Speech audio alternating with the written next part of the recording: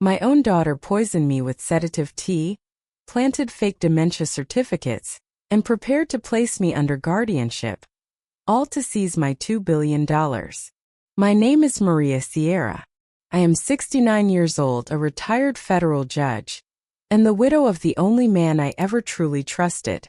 Some people spend their lives in search of love, but I was fortunate enough to find mine young.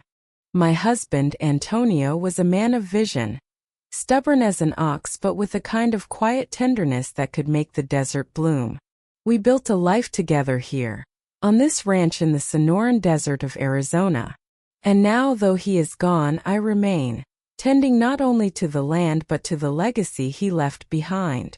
Antonio was no ordinary rancher. He had an instinct for the future, the kind of instinct you don't learn from books or law school.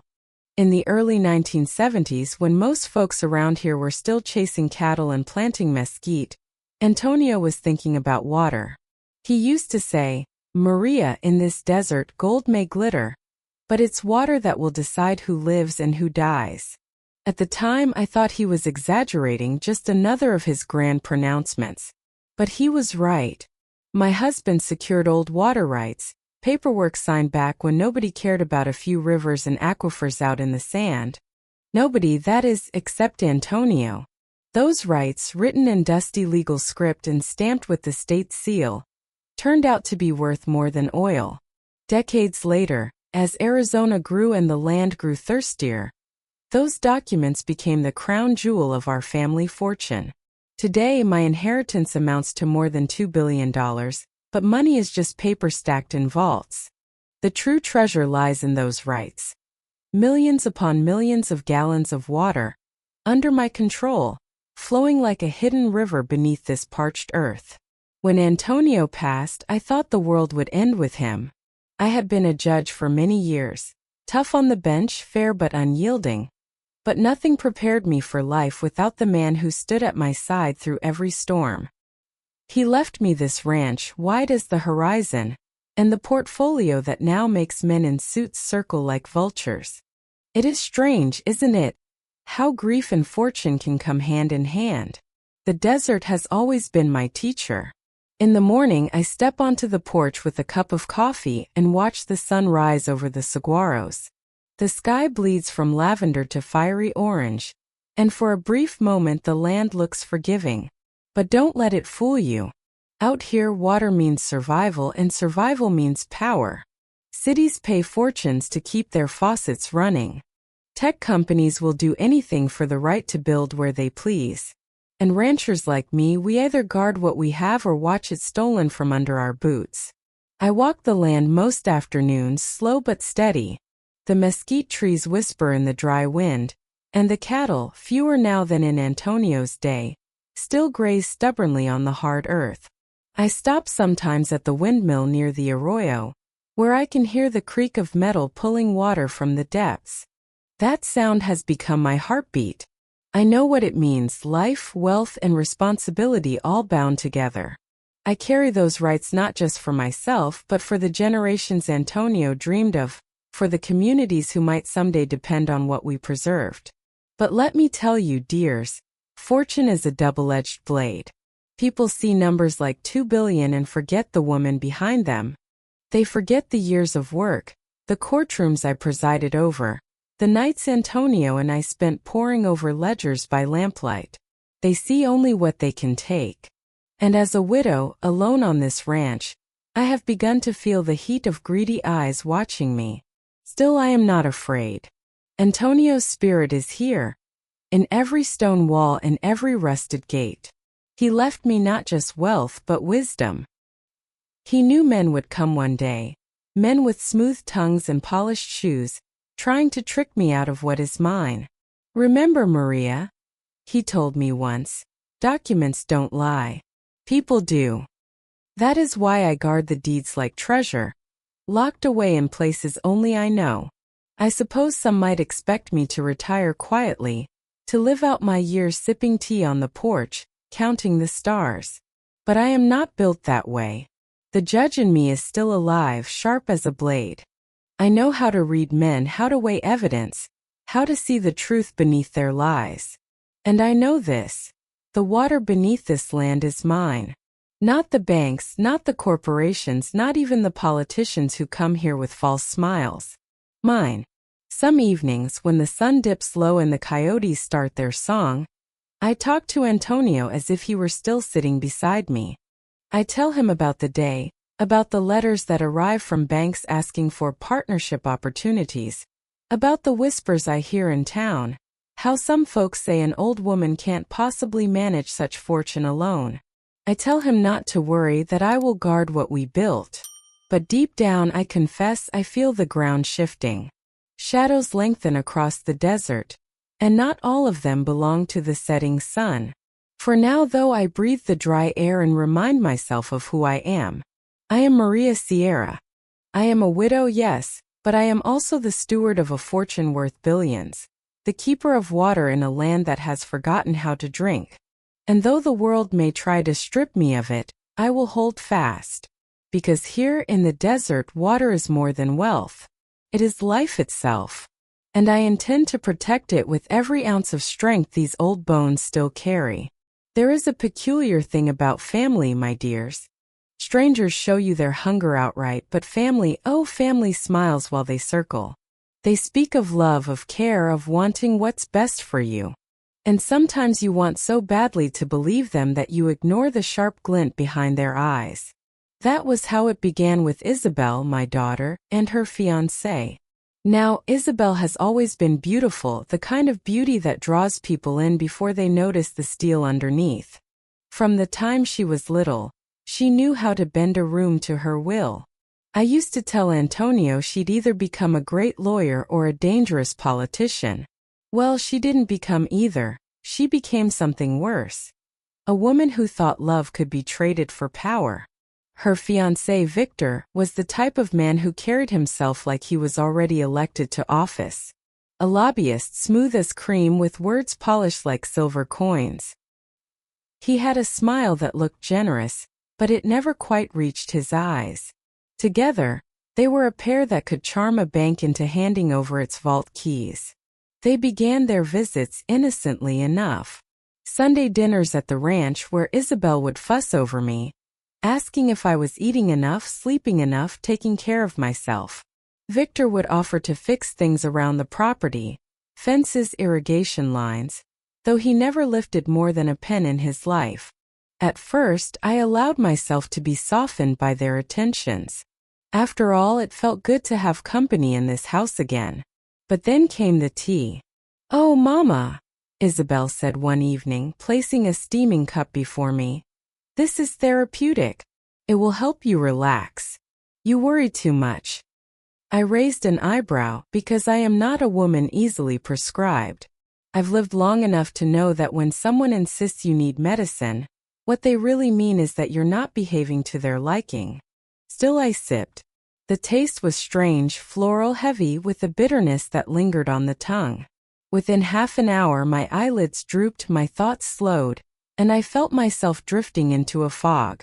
The next morning, I could hardly recall the conversation we'd had the night before.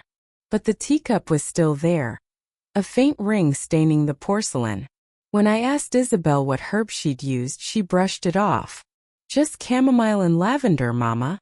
Don't you trust me?" Trust. That word is a blade when spoken by someone who means to betray you.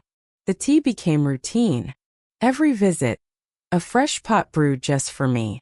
I began to notice how my hands trembled afterward, how my memory blurred. One afternoon, I found myself standing in the kitchen, unable to recall why I'd gone there. The kettle hissed behind me, and Isabel's voice floated in, soft but firm. "See, Mama? You need to rest. You're not as sharp as you used to be."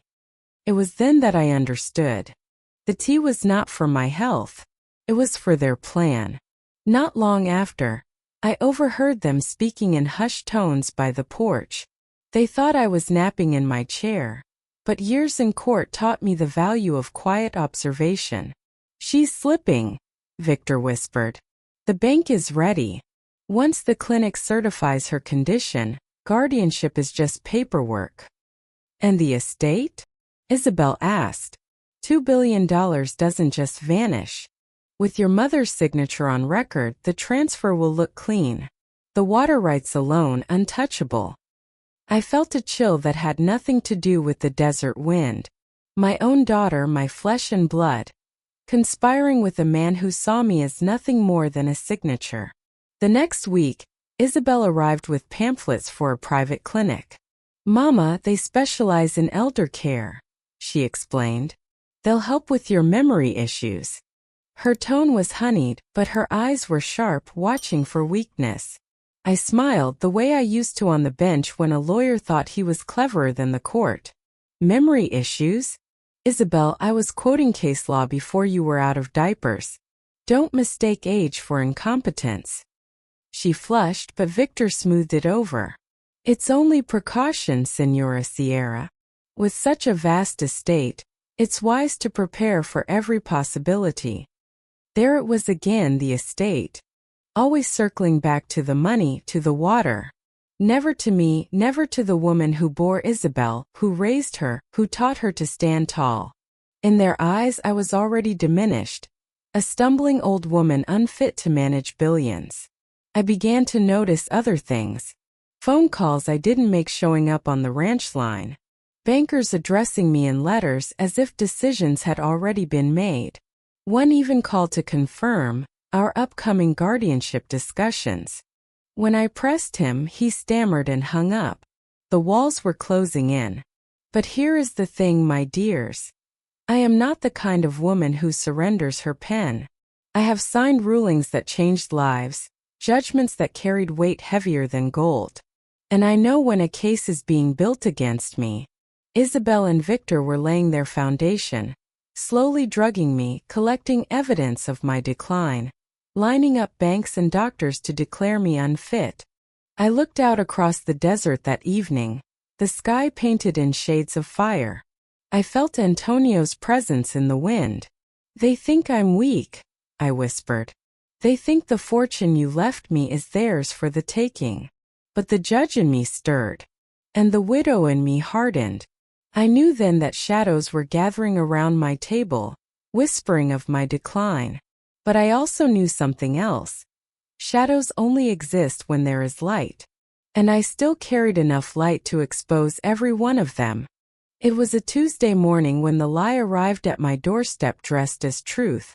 The desert was already hot by 9 o'clock, the air shimmering above the gravel drive. Isabel pulled up in her silver car, Victor beside her, both of them wearing expressions too smooth, too rehearsed. "Mama," Isabel said, all sweetness, "we just want to talk.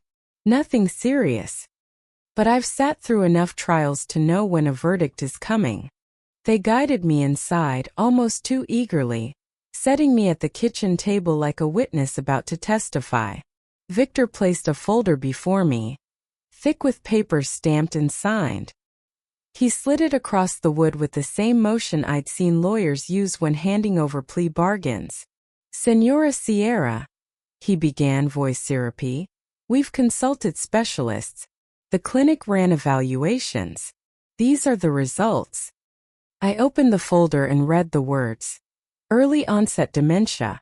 My name printed neatly at the top, a doctor's signature at the bottom, and a list of symptoms that made me feel like I was reading the obituary of my own mind.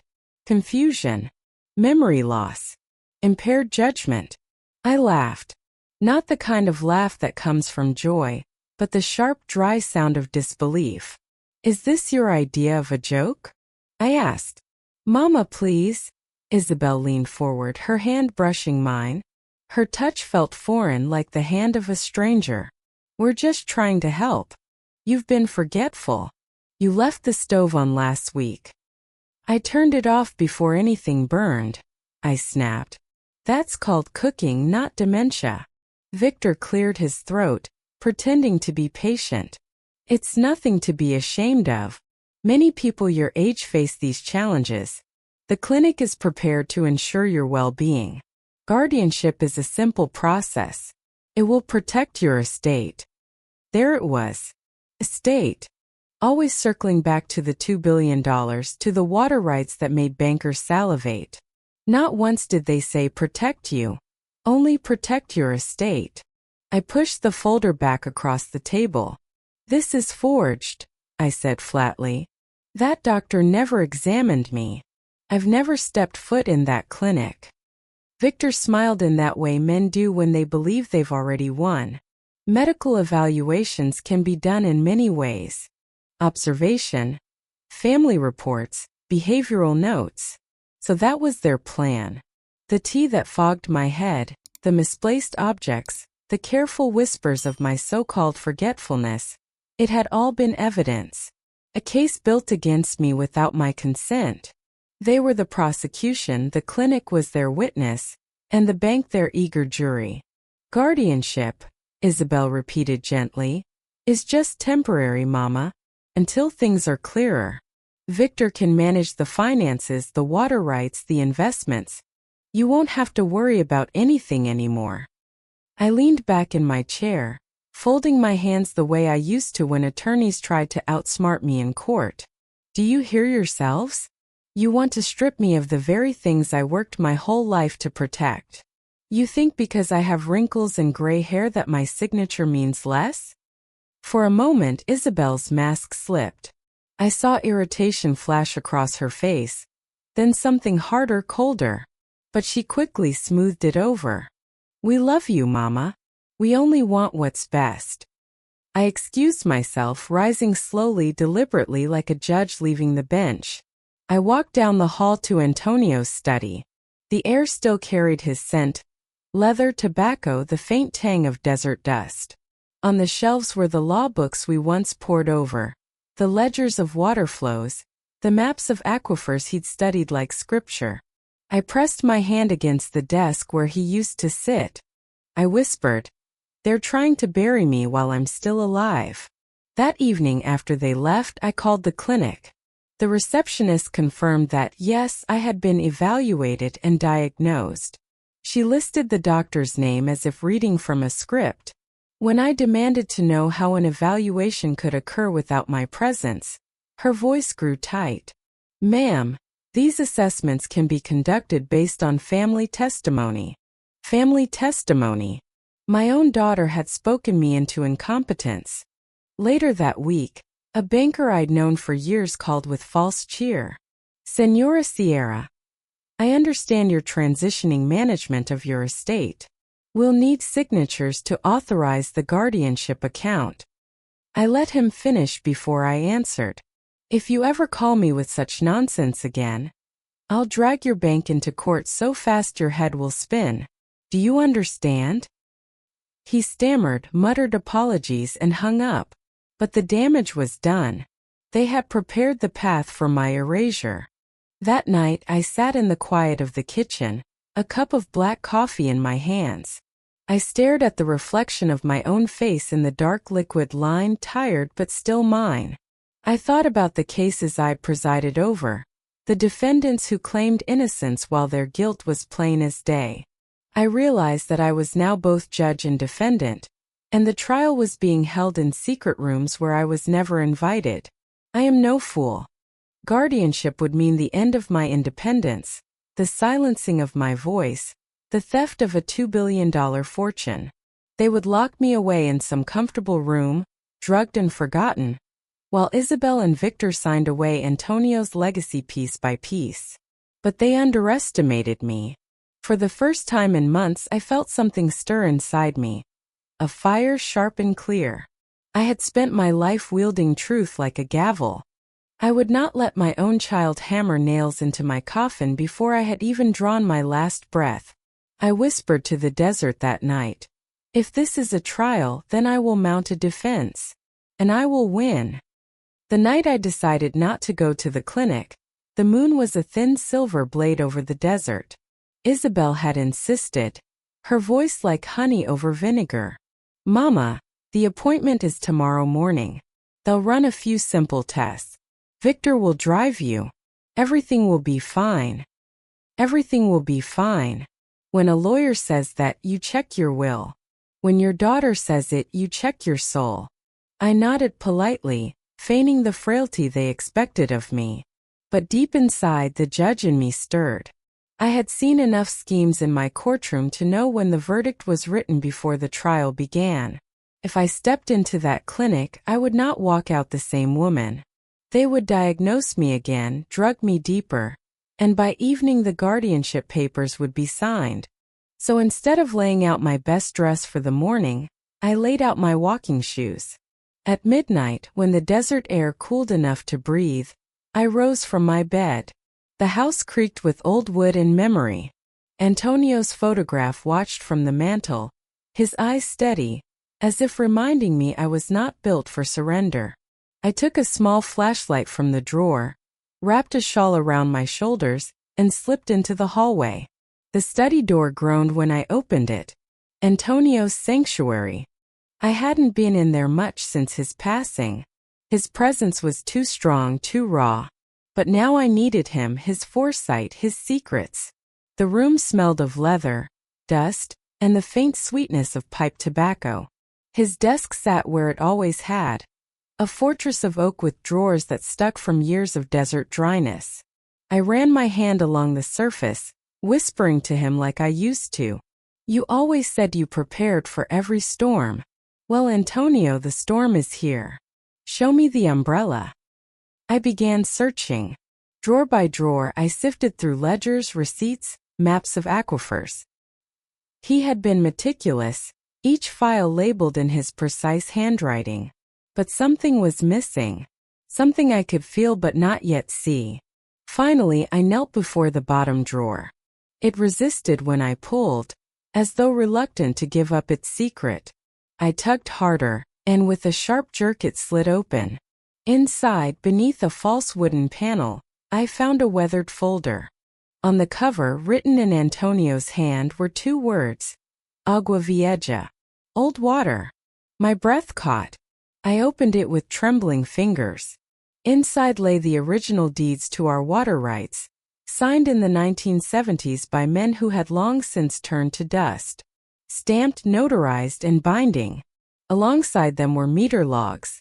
Decades of records Antonio had kept, tracking every gallon allocated, every drop accounted for. Proof of ownership stronger than any banker's lie. I pressed the papers to my chest. For the first time in months, my head felt clear, my heart steady. The sedatives they had fed me could not dull this fire. For the first time in months, I whispered to the night, I feel sober. Awake. Dangerous again. I sat at his desk until dawn, reading every page, tracing his notes in the margins. He had left me breadcrumbs, little reminders in his handwriting. Don't trust the banks. Keep originals safe.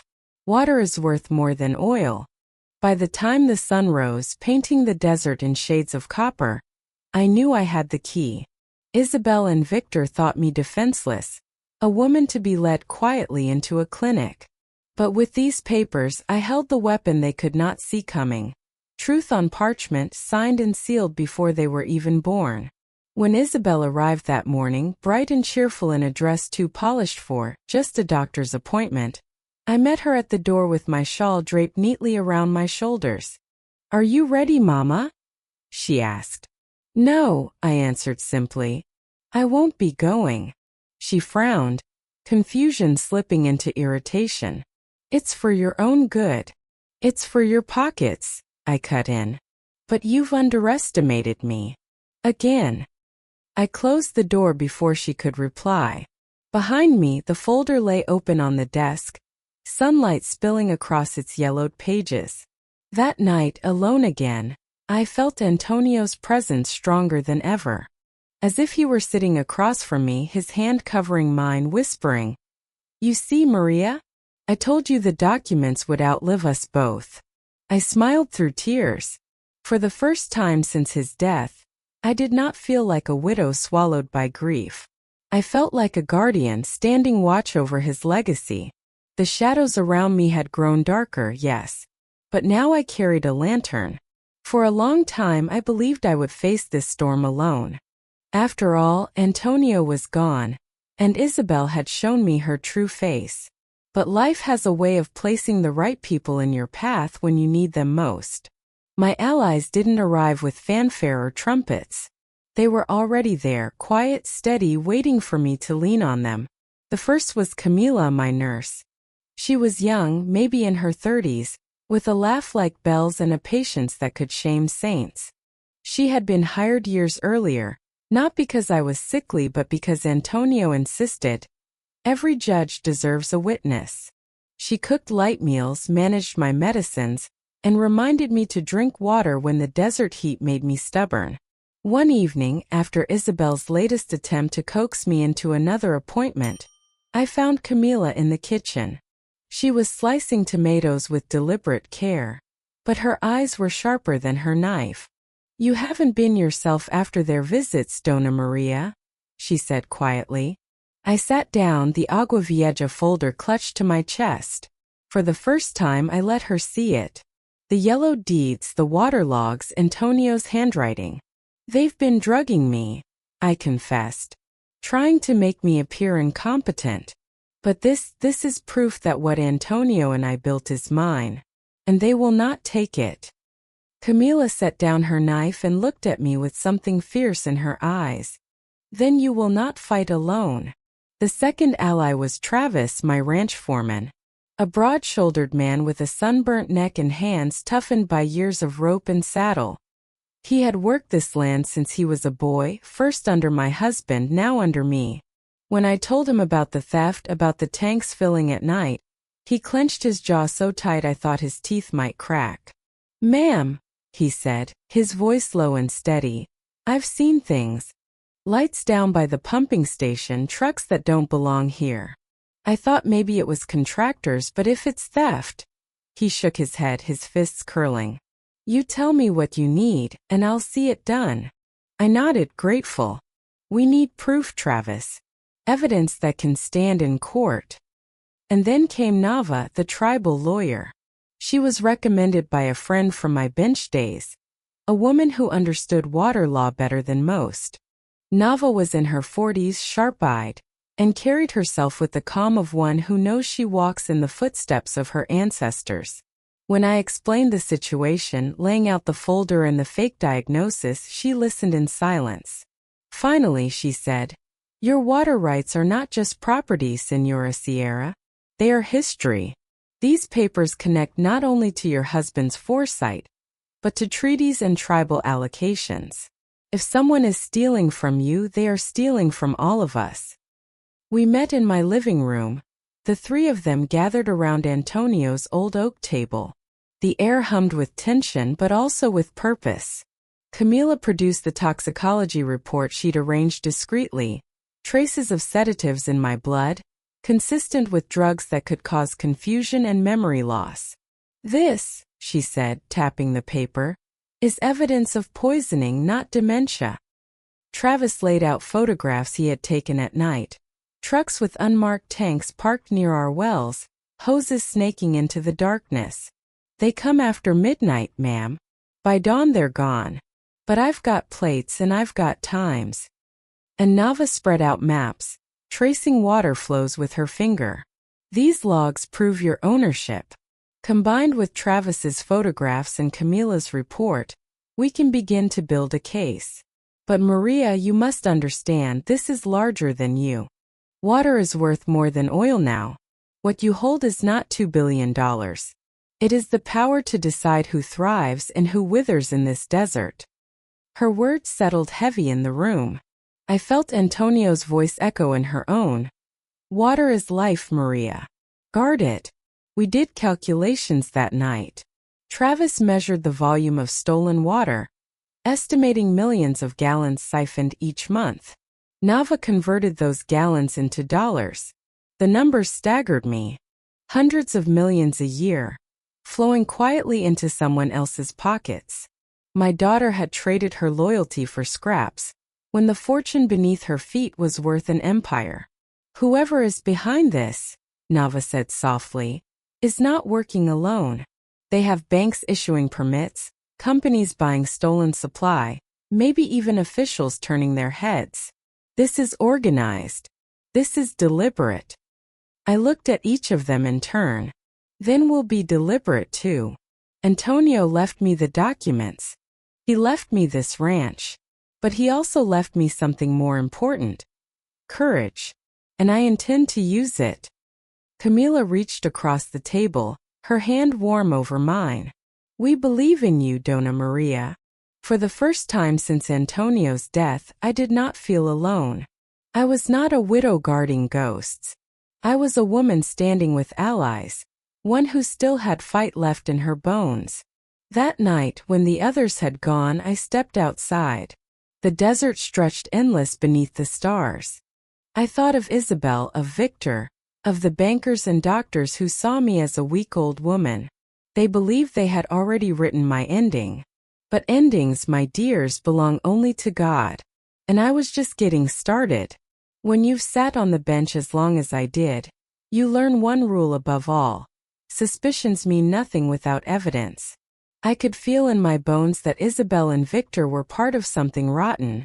But feelings don't win cases. Facts do. Proof does. And so we began the careful work of building what I once told my clerks was a bulletproof record. The desert does not sleep, and neither did we. Travis was the first to bring hard proof. He came in one morning, his boots caked with dust, carrying a folder full of photographs. I caught them again last night, he said, laying the prints on the table. The pictures showed trucks, big black tankers, parked by our pumping station just past midnight. The hoses glistened in the moonlight, running like veins into the ground. Men in hard hats moved about, quick and purposeful, as if they knew they had to finish before dawn. In one photo, a license plate shone in the flash. That's registered to a contractor tied to the new technology park, Travis explained. Water to build their empire, I muttered. Stolen from under my nose. Camila added her part. She had quietly arranged for my blood to be tested after one of Isabel's visits. She placed the toxicology report before us. Benzodiazepines, she said grimly. Not in doses that would kill, but enough to cloud memory, cause confusion and mimic dementia. I felt a wave of both fury and vindication. So they tried to turn me into their puppet, I said. While the world believed I was unraveling. Nava came last, carrying a stack of documents from the Tribal Registry and State Water Board. She pointed to signatures, stamped permits, and approval notices. These are forgeries, she explained. The permits authorizing nightly pumping are signed with your name, Señora Sierra. But the handwriting is not yours. And here, this bank seal is counterfeit. Sloppy, but enough to fool officials if no one looks too closely. I stared at the page. My own name stolen and twisted into a tool against me. The gall of it set my teeth on edge. But Nava wasn't finished.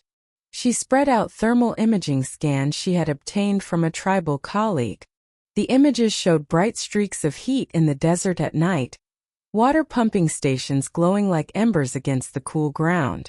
This, she said firmly, is irrefutable. It proves activity at hours when no legal pumping is allowed. We sat together in silence, the weight of the evidence heavy on the table. Do you see it now? Nava asked quietly. This is bigger than family betrayal. This is a machine, a network, and they are counting on you being too weak to fight back. I felt Antonio's presence again, as strong as the desert wind. Documents don't lie, Maria. People do. I squared my shoulders. Then we will show the world the truth. But even as I spoke, I knew the danger. Whoever was behind this had money, influence, and power. If Isabel and Victor were just pawns, then the real players were men who sat in boardrooms and banks, far away from the dust of this land. They wouldn't hesitate to crush an old widow to protect their billions. Still, I was not afraid. I had stared down liars and criminals before, and I had never once ruled out of fear. We began to assemble the case like a quilt, each piece stitched with care. Travis documented every truck, every night, every license plate. Camila kept detailed notes of my symptoms, doses, and the timing of the tea Isabel brewed. Nava cross-referenced every registry and deed, creating a chain of ownership so strong no court could deny it. By the end of that month, our file was thick enough to fill Antonio's old briefcase. When I snapped it shut, the sound echoed through the room like a gavel. "They wanted evidence of my decline," I said, my voice steady. "Instead, we've built evidence of their crime." But a new thought troubled me. If this much water was being siphoned from my land, where else was it happening? How many other widows, how many other elders, were being drugged and silenced while their fortunes were drained away? Nava seemed to read my mind. "Maria," she said gently, "your case may be the crack in the dam. If we push hard enough, others will follow." I looked out the window, where the desert stretched endless and thirsty. The saguaros stood like sentinels against the sky, their arms raised in quiet witness. I thought of Antonio again, of his stubborn faith in the law, in the idea that truth could outlast greed. "Then let us push," I said. "Let us bring light to this desert night." That evening I walked out to the windmill by the arroyo. The blades creaked in the dusk, pulling water from the depths as they had for decades. I placed my hand on the cool metal and whispered to Antonio, "We have the proof, Corito. Now we will see justice." Behind me, the stars were beginning to pierce the sky. Ahead of me lay the fight of my life. But I was ready. The morning of the hearing, I dressed as if I were going back to court. Old habits die hard. I chose a dark skirt, pressed blouse, and the silver brooch Antonio gave me on our 30th anniversary. "Walk in with dignity, Maria," I could almost hear him say. "Never let them mistake your silence for weakness." Camila helped me pack the briefcase, heavy with our evidence. Travis carried it to the truck like it held gold. And in truth it did, gold in the form of truth, carefully gathered and stitched together. Nava rode with us, her calm presence like a steady flame. We drove into town, the desert rolling by outside, wide and endless. I thought of the men who once laughed at Antonio for buying up water rights. If only they could see us now, heading into battle over what had become more precious than oil. The hearing was held in a plain government building, its walls beige and air-stale with recycled chill. A few rows of chairs lined the back, mostly ranchers and townsfolk curious about the proceedings. Isabel was already there, seated beside Victor, both of them polished like porcelain dolls. She did not look at me. Perhaps she couldn't. Or perhaps she didn't care to. The panel sat at the front. Members of the local water board, tired men in suits, more used to rubber stamping permits than questioning them. I almost pitied them. They thought this was just another dry meeting, another dispute between neighbors. They had no idea of the storm about to break. When it was my turn, I rose. My knees may creak, but my voice did not. "My name is María Sierra," I said, steady and firm. "I am the rightful owner of the Agua Vieja water rights, secured in the 1970s by my late husband. For months now, my property has been siphoned in secret. I bring before you proof of theft, forgery, and fraud." One by one, I laid the pieces before them. Travis's photographs of the tankers, Camila's toxicology reports, Nava's registry findings, the forged permits. The board members shuffled papers nervously, their eyes darting from me to Isabel to Victor.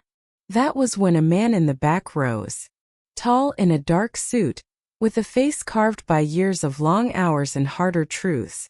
He held up a badge. "Special Agent Thomas Rain, FBI." The room fell silent. "I've been following similar cases across multiple states," he continued, stepping forward. "Elderly asset owners targeted with fabricated diagnoses, estates funneled into fraudulent accounts, fortunes siphoned away. Until now, we lack the proof to connect the pieces. Señora Sierra, your evidence changes that." A murmur rippled through the room. I looked at Isabel. For the first time, her composure cracked. Her eyes widened, her hand clutching Victor's arm. Agent Rain spread the thermal images across the table. "These match reports we've gathered from 7 other states. Night pumping, forged permits, fraudulent medical evaluations to render owners incompetent. This isn't just local theft. This is a national scheme worth over $15 billion. The number hit the room like a hammer. $15 billion. My $2 billion estate was just one slice of the pie. One of the board members sputtered. Are you saying this is organized crime? Rain's gaze was hard. Yes. A coordinated effort involving banks, private clinics, and corporations. We call it the water mafia. And Senora Sierra's case is now our lead. My heart pounded not from fear, but from the weight of it all. My betrayal, my daughter's schemes, were just the surface of something vast and ugly. Rain turned to me. Mrs. Sierra, with your permission, the FBI will move to seize the fraudulent documents, interrogate the parties involved, and expand this case federally. Your testimony will be critical. I nodded slowly. You have my permission. And my testimony. The rest of the hearing dissolved into chaos. Isabel tried to speak, her voice high and shaking, but Rain silenced her with a single warning. Anything you say may be used against you in a federal trial. Victor went pale, his lawyer's polish stripped away. The board members, out of their depth, looked as if they'd rather be anywhere else. As we left the building, Camila squeezed my hand. You did it, Dona Maria. You brought them into the light. But I shook my head. No, child. We only opened the first door. What comes next will be larger than any of us imagined. That night, back on the ranch, I sat on the porch under a sky thick with stars. The desert was quiet, save for the call of an owl in the distance. I thought of Antonio, of the legacy he left, of the burden I carried. They tried to drug me, silence me, erase me. I whispered to the dark. Instead, they made me the witness who will help bring down an empire. And for the first time in months, I allowed myself a small smile. The trial had only just begun. The desert has a way of showing you scale. A single saguaro can tower above you, but from the ridge of a mesa you see thousands stretching to the horizon.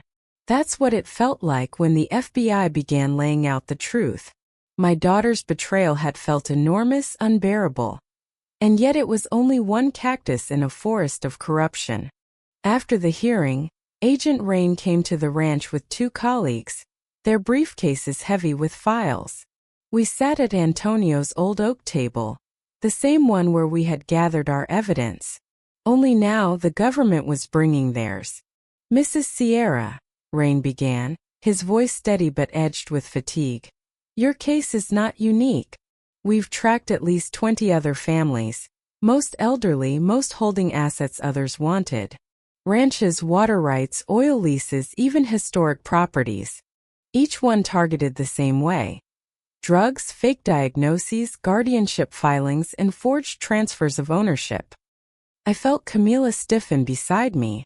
Travis muttered a curse under his breath. Nava leaned forward, eyes sharp. And the perpetrators? She asked. Rain flipped open a file. Photographs spilled across the table.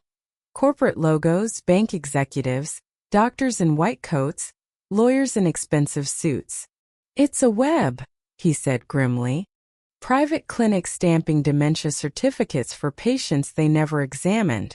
Banks fast-tracking guardianships to transfer estates. Corporations quietly buying stolen assets at a discount. All tied together by a network of lobbyists and middlemen. My throat tightened. And Isabel? She and her fiancé were small players, Rain answered. Recruiters, essentially. Their role was to identify vulnerable asset holders. Wealthy elders with fortunes tied to land or water. They provided the family testimony needed to justify the medical lies. The word stung worse than any blow. Recruiter.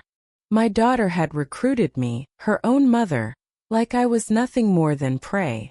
At that moment, Rain's men escorted Isabel and Victor into the room. They were not in handcuffs yet, but the fear in their eyes was a kind of shackle. Rain gestured. We gave them the choice. Cooperate or face the full weight of conspiracy charges alone. I turned my face toward Isabel. She looked older than I remembered, the sharpness in her beauty dulled by panic. For a long moment she said nothing. Then her voice cracked.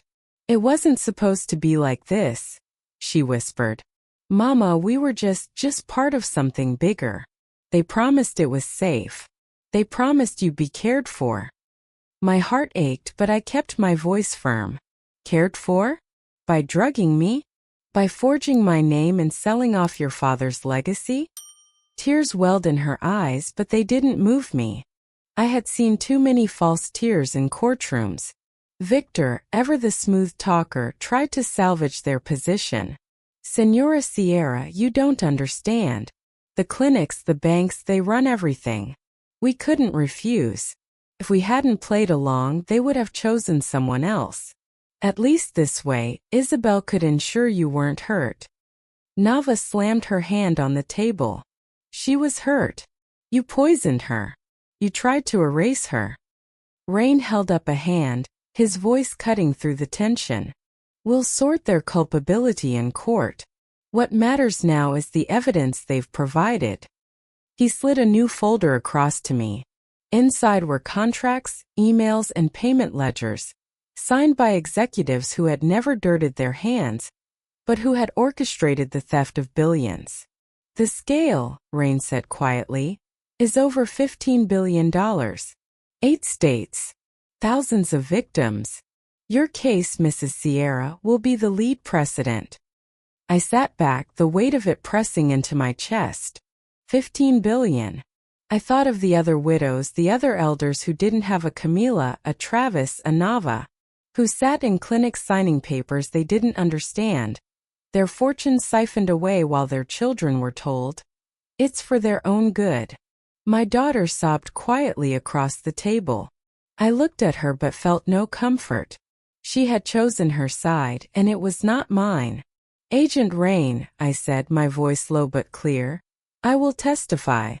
I will stand in court and tell the truth, not just for myself but for every elder they tried to erase. But I need you to promise me something." He leaned forward. "Anything. Promise me you'll shut this down to the roots. Don't just prune the branches. Tear it out of the desert by its roots so it never grows back." Rain met my eyes. "That's the goal, Mrs. Sierra. And with your case we finally have the chance." When they left, the house was quiet again. Too quiet. I walked out to the porch, the stars overhead sharp as knives. The desert smelled of creosote and dust. I thought of Antonio, of the nights we sat here dreaming of the future. They thought they could bury me with lies, I whispered to the dark. But instead, they uncovered the rot of an empire. And for the first time I understood the scale of the fight I had stumbled into. My daughter's betrayal had broken my heart? Yes, but it had also cracked open the door to justice for countless others. The web was vast, but it was fraying, and I intended to be the hand that pulled it apart. Justice moves slowly, like water carving stone. But once it starts, nothing can stop its flow. The months that followed were a blur of depositions, hearings, and interviews. I found myself back in courtrooms not as a judge this time but as a witness. It was strange to sit on the other side of the bench, answering questions instead of asking them. But I knew my role, and I played it with the same precision I once demanded from others. Isabel and Victor were indicted first: federal fraud, conspiracy, and attempted murder. Attempted murder, yes. Because those sedatives in my tea weren't harmless herbs. They were poison meant to blur my mind, weaken my body, and make me disappear quietly. When the charges were read aloud, Isabel's face crumpled. I wanted to feel pity, but pity has no place when betrayal is that deep. Victor tried to charm the court, his words slick as oil. But evidence doesn't bend to charm. His emails, his forged signatures, his connections to the bank. All of it spoke louder than he ever could. And then came the bigger fish, the bankers, the clinic directors, the corporate buyers. The FBI had dug deep, using the threads of my case to unravel a tapestry of greed. State by state, the water mafia collapsed under the weight of subpoenas and indictments.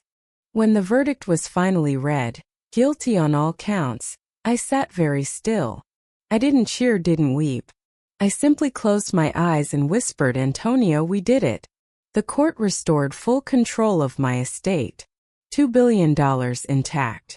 But it felt heavier now, not like fortune but like responsibility. I had nearly lost everything. Not just money but dignity, identity, even life itself. That evening I walked the ranch alone. The windmills creaked, pulling water from the deep earth. The cattle grazed quietly. The desert stretched endless and eternal. I thought of Isabel sitting in a cell. My daughter, my blood. No victory could erase that sorrow. Justice had been served, yes, but justice and healing are not the same. Still, I felt something lift from my shoulders. The truth had prevailed. The land, the water, the legacy, safe again.